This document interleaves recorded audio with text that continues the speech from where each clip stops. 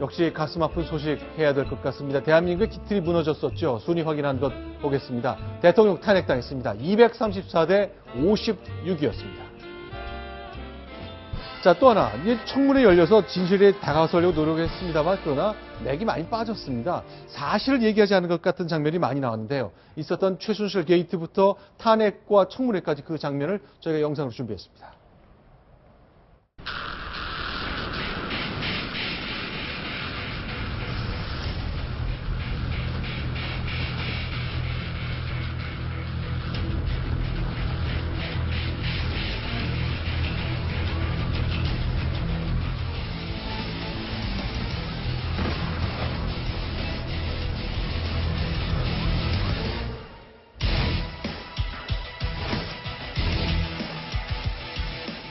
상식적으로 이런 게 있을 수가 있는 일입니까?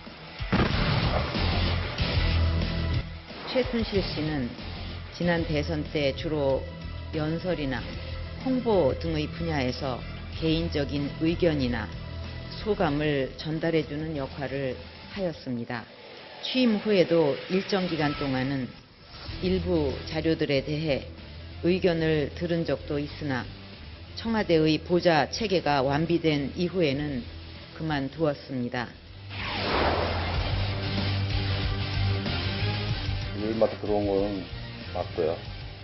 그러니까 임기초에 들어와서 사진도 들어왔고.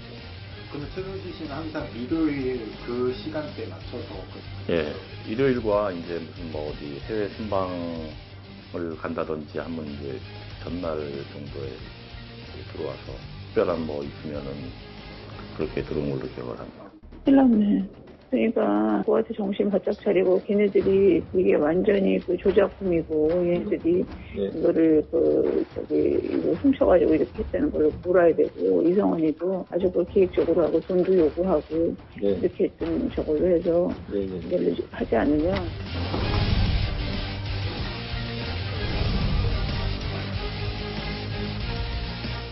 사과하라.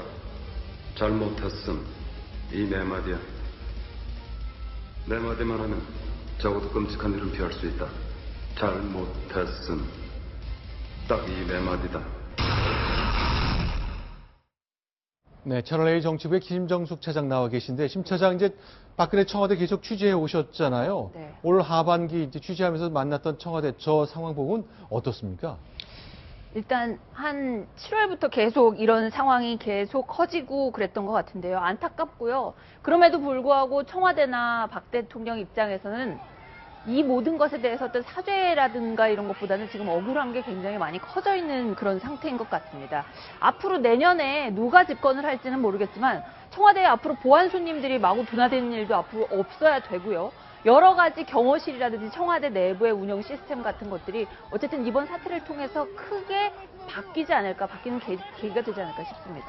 자, 그런데 이제 최순실 씨 구치소에 있으면서 이제 청문회장이 나오지 않았거든요. 의원들이 찾아갔습니다. 근데 이렇게 최순실 씨를 직접 만난 분들 얘기는, 정치인들 얘기는 조금 실망스럽다고 하는데요. 어떤 반응을 내놨는지 역시 묶어봤습니다. 박근혜 대통령을 위해서 본인이 죽어서라도 대통령 탄핵이 기각되었으면 하는 바람이 있느냐 했을 때 제대로 된 답변을 하지 않았습니다. 김기춘, 우병우에 대해서 아느냐 물어봤더니 모른다라고 답변했습니다. 미러재단, K스포츠재단에 대해서 누구가 아이디어를 냈느냐, 설립 아이디어를 최순실 씨가 내고 정경련을 통한 모금은 대통령이 냈느냐, 최순실 씨는 자기는 그런 아이디어 내지 않았다라고 일단 부인을 했고요. 구치소 소장이 최순실 씨한테 절절맵니다. 지금까지 여기에 구치소에 있었던 수감자들한테 구치소 소장이 그렇게 절절매는 것을 지금까지 본 적이 없습니다. 네, 아주 손이 따뜻했고 그래서 신체에 큰 건강상의 문제는 없어 보입니다. 오히려 좀 비만이 살이 빠져서 건강해진 건 아닌가 생각이 들 정도였습니다. 이대 입시 부정 전혀 사실 아니다. 자기 딸은 이대에 정당하게 들어갔다라고 대답을 했습니다. 그리고 독일 차명재산 내지는 돈 세탁 의혹에 대해서 어떻게 생각하느냐. 전혀 사실 아니다. 독일에 재산이 없느냐. 단 한 푼도 없다. 네. 저는 최순실 씨를 계속 보면서 우리가 한 번도 듣도 보도 못한 괴물을 접한 그런 느낌입니다. 괴물을 접한 괴물을 느낌이다. 접한 네. 느낌인데 제가 이제 참모론이나 비선라인 부분을 많이 연구해 왔는데 네.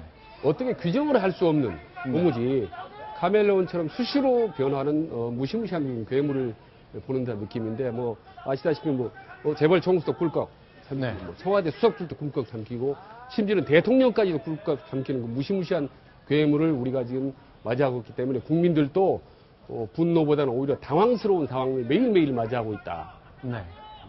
저는 최순실 사태가 최순실 개인의 어떤 국정농단으로 그치면요. 네. 다음에 대통령이 누가 된 또 이런 일이 재발할 가능성이 언제든지 있다. 네. 그런데 우리나라가 희한한 게 이 정도 국정농단이면 어디선가 경고음이 울렸어야 되는데 네. 경고음이 울리지도 않았을 뿐더러 그걸 갖다가 통제하는 민정수석실이나 여기도 기능이 마비됐다. 근데 저게 뭐 비근한 예로 있죠. 일본의 그 은행이 미국의 그 지점이 있는데 거기서 10억 달러를 투자했습니다. 말단 은행원 하나가. 네. 전혀 경고음을 못 잡아냈는데 미국 금융당국이 그걸 적발해냈습니다. 네. 그 식으로 유럽에서는 어떤 그 정에 의해서 움직이는 체제가 아니기 때문에 시스템이 네. 움직이니까 경고음을 읽어내는데 동양이 정에서 움직이는 동양 체제에서는 그게 참 미약하더라. 그래서 개헌을 한다니 뭐도 하지만 이번 기회를 그 기회로 삼아서 국가가 발전하기 위해서는 네. 어떤 권력에 대한 견제 그리고 그게 실패했을 때 경고음이 울리고 즉시 세월호 때 우리가 초동 대응 못했다는 식으로 즉시 그 초동 대응하는 그런 체제를 만들어야겠다 이런 걸 한번 느낍니다. 자, 아주 큰 위기를 맞아서 우리 국민들 모두 고통스러운 시간을 보내왔습니다. 그래서 상실감도 컸는데 이제는 새로운 기회를 만들어야 되는 것이죠. 그러기 위해서 사실관계가 좀 하나씩 명확하게 밝혀져야 될 것 같습니다. 그런데 세월호가 침몰했던 그 순간의 7시간은 사실은 아직도 미지수로 남아있습니다. 1월 5일을 예고하긴 했습니다만 과연 어떤 답이 나올까요? 일단 그날에 대한 이야기를 조금 더 나눠보겠습니다. 영상 먼저 보겠습니다. 세월호 참사 당일날 가글액을 전달하러 관저에 갔다고 그랬죠. 네. 근데 왜 가글을 갖고 갔을까요? 그거는 그 의료용 가글이었기 때문에 저희가 가지고 있는 물건이었기 때문에 하필이면 그날 이 의료용 가글은 주로 필러를 할 때 많이 쓴다고 합니다. 입이 마비가 돼서 양치를 못할 때 그때 주로 쓰라고 이 의사들도 권고를 한다고 합니다. 네, 아직 대통령 7시간 밝히지 않고 있습니다. 네. 7시간이 왜 밝혀질 수가 없는 걸까요? 이게 뭐 불가사의한 일도 아니고 당사자들도 있고 그만큼 투명성이 없기 때문에 그리고 자발적으로 밝힐 수 있음에도 밝히지 않고 있기 때문에 지금 이렇게 베일에 가려져 있는데요. 저는 아마 이제 국제부에 있다 보니까 해외 사례들을 많이 보는데 이 관저가 이렇게 비밀의 공간이 아닙니다. 뭐 옆 나라 일본 같은 경우에는 뭐 생활공간과 관저공간이 뭐 1, 2분 사이에 있고 그리고 매일 출퇴근 시간을 공개를 하고요. 그리고 뭐 지금 조금 태평양 건너 미국 같은 경우에는 뭐 매일매일 거의 투명하게 모든 것을 분 단위로 공개하고 있기 때문에 왜 7시간이라는 것을 대통령이 오늘도 대리인단 측에 이렇게 얘기했다고 하죠. 7시간 너무 많은 일들을 했기 때문에 기억하기가 어렵다. 네. 이것부터가 국민들이 참 납득하기 힘든 게 아닌가 싶습니다. 실제로요, 이번 청문회를 통해서 우리가 알게 되는 것은 이제 법률을 전공한 검찰 출신의 최고위직 검찰 공무원, 그리고 그 청와대에서 국정을 운영한 최정점에 있는 분들이 과연 진실을 대하는 태도라는 건 어떤 것인지 카메라 앞에서 온 국민 앞에 어떤 태도로 답하는지를 많이 봤습니다. 상심한 분들, 실망한 분들이 많았습니다. 그 장면 역시 한 번 더 보겠습니다.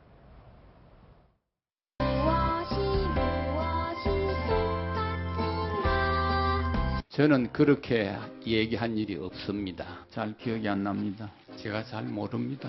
관여한 바 없습니다. 저는 모릅니다. 잘 기억이 안 납니다. 뭐 별 신경 안 썼습니다. 제 입장에서 보면 전부 다 억울한 겁니다.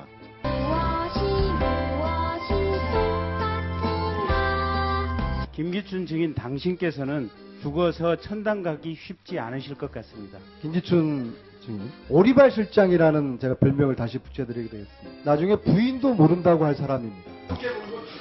제가 우병우 검사였다면 한 방 쥐어박을 것 같아요. 죄를 벌받지 않고 피해가면 언젠가 너의 후손들이 대를 이어서 벌을 받게 될 것이다. 방금 보여주신 저 화면이 국정조사 청와대 그러니까 청문회 가장 큰 성과인 것 같습니다. 네. 그러니까 핵심적인 증언들이 얼마나 뻔뻔한지를 모든 국민들한테 보여준 점, 그리고 국민들의 그 분노를 어찌할 수 없는 분노를 그나마 저 장면을 화면을 보면서 카타르시스를 좀 만들어줬다는 점이 그나마 청문회 여러 가지 한계 속에서도 큰 성과라고 저는 생각합니다. 근데 저는 저게 청문회가 네. 과연 진실을 밝혀낸 데인지 어떤 국민의 분노를 갖다가 쏟아내는 장소인지 네. 물론 국민들이 지금 이 청문회에 나온 좀 전에 본 두 사람에 대해서 진짜 네. 분노하고 있는 건 맞습니다. 그렇지만 그걸 국민들은 그럴 수 있는데 의원들은 저기 저 자리가 국정조사지만 뭐 수사권도 없고 하지만 있죠.